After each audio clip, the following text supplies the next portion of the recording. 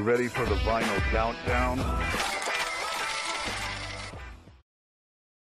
Hey you guys, welcome back to the Vinyl Countdown. I'm Peaches, what's going on?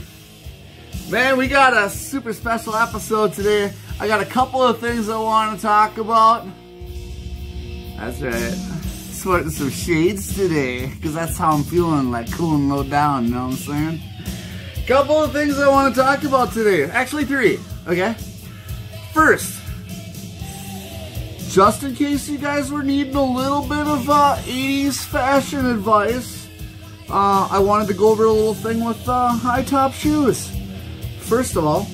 Second of all, I would like to talk about the Judas Priest Rock-a-Rolla album. And then going from that into a totally related subject on that, which is Discogs. Discogs, yeah, that super famous website that a lot of us people in the music community use to do a lot of things. Research, keep track of your uploaded stuff that you like to put on there, whether it's records, CDs, tapes, whatever, and maybe buying and selling stuff too. So without further ado, let's get into this episode of the Vinyl Countdown. Alright. How's that for a little intro, right? Got Mr. Peanut here with the light on. Alright, first of all, you guys remember back in the 80s when we used to wear high top shoes, high top sneakers, right? There's another one, right? Oh, it got a little dirty right there. Gonna have to clean them up a little bit. Alright, back in the day, you guys know we used to wear these high tops. It was like a religious statement back in the 80s, man. If you were a child of the 80s, it was mandatory to have a pair of these high tops. They came in different styles, just like they do now. But here's the magic difference, you guys. Back in around, I would say 1985, somewhere around there, 1984. I'm thinking right after the Kiss Animalizer album came out, and we were going into some other stuff, you know what I'm saying, like Motley Crue and stuff like that. We would take our high top sneakers, and don't ask me where this came from. It probably came from wherever the fashion statements come from, in that magic place. I never knew where that was. But you weren't cool unless you did this. What we would do, this is how people normally wear their shoes nowadays, right? Well, what we would do is we would take the top laces and we would loosen them up, and then there's this little tab that holds the tongue of your shoe, okay? And what we did was we would lift up the strings, and you would take and you would put the tongue on the outside of the strings, and then when you had your shoes on, you would just kind of pull them up a little bit and either tie them or just stuff them into the side of your shoes. We kind of wore our shoes loose back then. And then these tongues would go over top of your jeans if you were wearing pants. You know, your Holy Def Leppard jeans, yeah, remember that? Or they just stuck out when you were wearing shorts. But you definitely made sure that you had your perfect, absolute perfect tongue shape going on there. You know, and you didn't want to be seen with it, you know, folded over like this. That was a sure sign that you needed a new pair or needed to take drastic measures in getting something fixed. So you wanted to have perfect, you know, posture with that tongue. You wanted it to stick out, and then you didn't want it to be, you know, round shaped. You wanted it to be as flat and straight as possible. So we would sit there and we would take our new pair of shoes. You know, sometimes you do this on a regular basis where you would manipulate the cloth and you would try to get that facing forward a little bit, kind of like shaping a hat brim. And then you would try to get that all shaped up, right? And then it just sat basically right up against the side of the shoe. And so it couldn't go back any farther, all right? But there you go. And that's how we wore our tennis shoes, our high tops, all the time, you guys. Same thing with this. Here's a different style. I had the ones that were the McGregors, the ones you could buy at Pomida for like $6, $7. Yeah, the generic white canvas McGregor type high tops. And then same thing, you pull back a couple of the laces. And what does this have to do with music, Peaches? Everything, because back then, if you were like, you were 12 to 18 years old, you were a pretend rock star. You had to get with the times. You know what I'm saying? Like I said, it's a fashion statement. So there you go. You pull that out, get that out there. You got the other top laces behind it. Pulled them up a little bit. That might not be enough. We might need to grab another set and stuff that tongue out between them right there. You know, it was an adjustment deal for sure. Okay, now we got another set of laces there. And it would, you'd need to do your shaping again and stuff and get that tongue sticking way out there. And basically, yep, that's a pretty good posture right there. Yeah, and you were in. You were the deal. All right, so there's that little fashion tip from back in the 80s from Peaches. All right, you guys. All right, what's up next? Let's get a little drinky poo here. What's up next on the Vinyl Countdown? You guys, I need to make an announcement. We now have, special announcement, we now have approximately half of our collection uploaded on Discogs for you guys to see. I'm gonna leave my username underneath and maybe on the screen, I'm not sure. But you guys can take my username and you can go in and browse Peach's collection. And it's all vinyl. There's no CDs, no tapes or nothing. But like I said, we have the first half of it done already. We're up to about, 450 records in there.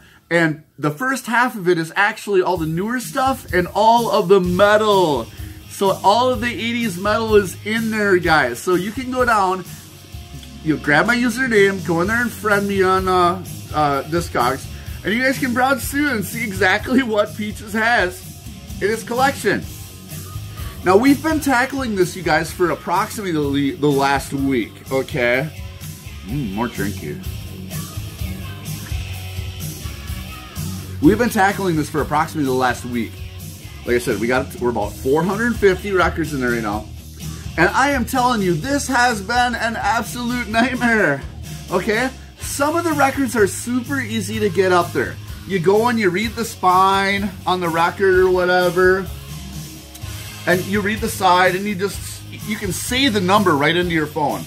And then it'll take you right to the record there. But then you gotta make sure you have the right one. You have to have, there's US copies. There might be several US copies. There might be UK, Germany, Italy, Spain, South Africa, who knows? There's an umpteen amount, and it gets real confusing because a lot of times, a lot of the identification numbers and the looks are the same, okay? Or very, very similar. So it gets to be a very detailed, involved thing depending on some of the records that are on there.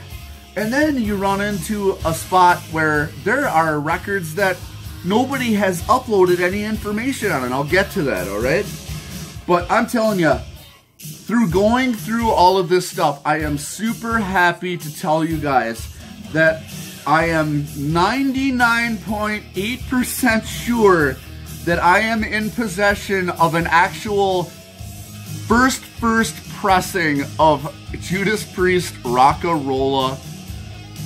Man, this is an England pressing, UK pressing, whatever you want to talk about, and going through to find out exactly what I had here was an absolute nightmare. I had to actually give up on Discogs and go to other sites to confirm this record, man, because it just wasn't enough information to decipher it between other copies. Like right here, for instance, I have a copy of Rock-a-Rolla, which is a 1979 reissue from the US. You hold these suckers side by side, man, and it's hard to tell. You have to get into the guts of things. You have to look at the label on the record. You have to read what it says. You have to read what it says on the back. You know, I even have a note here. This is the 79 reissue. Because from a glance, you can't tell, okay? You have to see what it says on the back of the cover a lot of times. What it says on the spine. What it says on the label. Let me pull that out of here. Because these labels they can be very similar, you guys. It just depends. You know, you got to look at the actual label. A lot of times you got to look at what it actually says around the outside of the label. You got to look at the song list sometimes. You got to look at the little differences in the numbers from side A and side B. And then, when it gets really down to the nitty-gritty, you have to actually look at the matrix run-out numbers that are in the dead wax. Man, the only way that I could tell what copy this Rock-A-Rolla was for the original one here was by going to the exact matrix run-out on there, which was the 1 and the 3, okay, on the very end of the number, and that was how you were able to tell. And then I had to confirm that with several other websites. So, yeah, you guys, there's the 1979 reissue. It's the American, a lot thicker cover. It's a one way to tell that you got either a UK pressing or an American. The cover is the dead giveaway. This cover is much thicker because it's a USA copy. I don't have an original sleeve for it, but it was at a guy I know's garage sale, and I picked it up. Okay, and it's in great shape. It's in great shape, but it is the 79 reissue. All right, now going back to the actual, yeah, this is the bad boy first pressing. A much thinner cover. This cover is wobbly, you guys. All right. It's got a matte finish on it. You know, and a lot of you guys are going to be familiar with that much thinner stuff.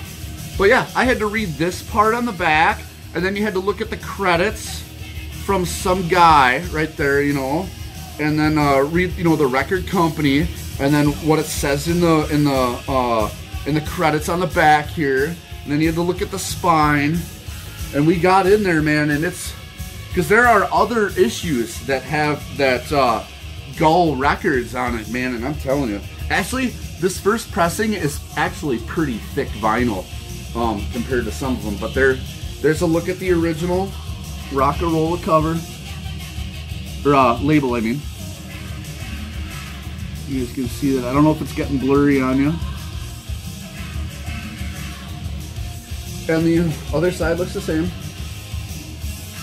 but it's that matrix run-out number that goes around the dead wax that really gave it away, or that was the confirming factor on that. So I'm super happy, super proud to own the original first pressing of Rock-A-Rolla from Judas Priest. Now,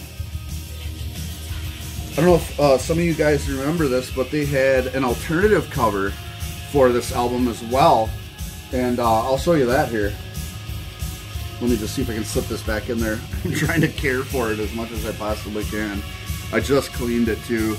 Okay, here is, after a while went by and they did a few reissues on it, they actually changed the cover because they didn't feel that it was part of their image to have that bottle cap looking thing on there. They wanted a more sinister edge. So there is the 1984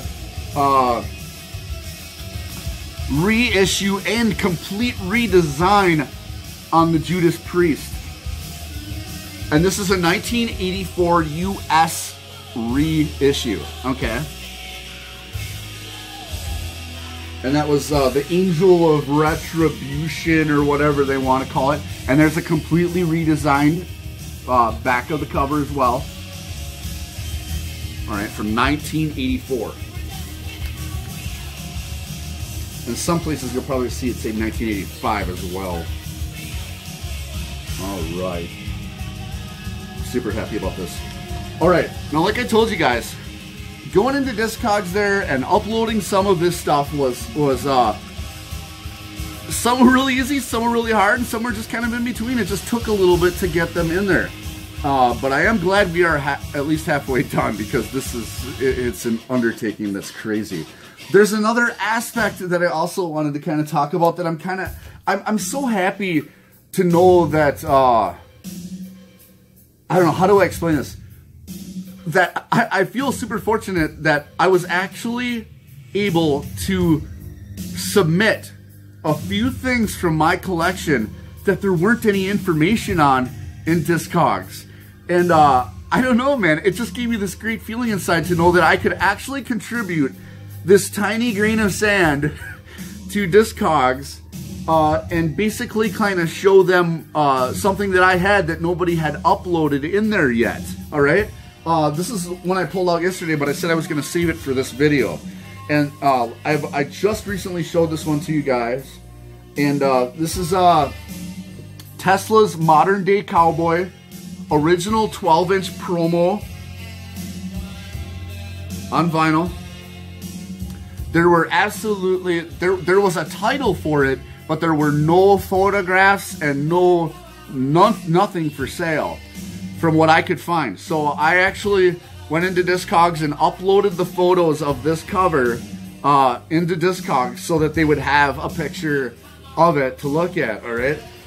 So I'm just kind of, I don't know, I'm having like a little bit of a proud moment there. Because all this hunting, it pays off in different ways, you know what I'm saying? Hunting for vinyl. And then I had a couple in here that they're either not for sale, or there wasn't any information, or that I could have been like one of the first people to upload these, but there was barely nothing on them. And it's the Slaughter Stick It To You Live. This thing is in brand new condition. I actually was very close to getting this when the guy opened it. So yeah, it's still in the shrink. And there is like nothing on Discogs for this. I think they had a couple of them for sale in Germany. But yeah, just very, very highly rare. Nothing for sale really. Nothing to really look at. So yeah, the Slaughter Stick It To You Live, which is super hard to find. And then also I was able to confirm a question I had about the standard Slaughter Stick It To You album. I had questions about this, and I actually got the answers from learning how to use Discogs. And here's the original Slaughter Stick It To You album. All right. The problem is that they're the last two tracks on the album, which was the Fly to the Angels and live version. And let me get my Mr. Peanut. Oh yeah, the Fly to the Angels live version and the Wingin' It, I believe. Yeah, on side 2. They even said on Discogs that it's on the cover, but it's not on the actual record, those two tracks. So I was happy to find out that this was kind of a normal thing that happened when you had the first original pressing, and I don't actually think there is another pressing of this. So it's just a cool thing that I could contribute and find out things and investigate things. You get a lot more answers, it seems like, for some of the stuff that you have if you kind of just dig into it. Alright, you guys. That was our experience with Discogs. Like I said, if you guys want to go in and check out what we have in our collection, I'm going to use that, or put that below and put it on the screen. It's basically all capital letters, Peaches, spell the word Peaches, and then TVC in capitals at the end. So Peaches, TVC in all caps. Go into the front part of Discogs and check it out. And you guys can see right now for what we have for newer stuff, like newer metal and newer artists and things. And then you'll see everything that I have. Everything's in there that I have for older, cool 80s metal. Alright? Well, thanks for coming down to the Vinyl Countdown today. I have another episode coming up that I want to do about a record collection that I've purchased pretty blindly. and maybe get you guys' suggestions on it, or get some information from you guys on what you think I should do with the rest of it. Okay? Well, thanks for coming down to the Vinyl Countdown. I am Peaches, and you guys have a great night. We'll see you later.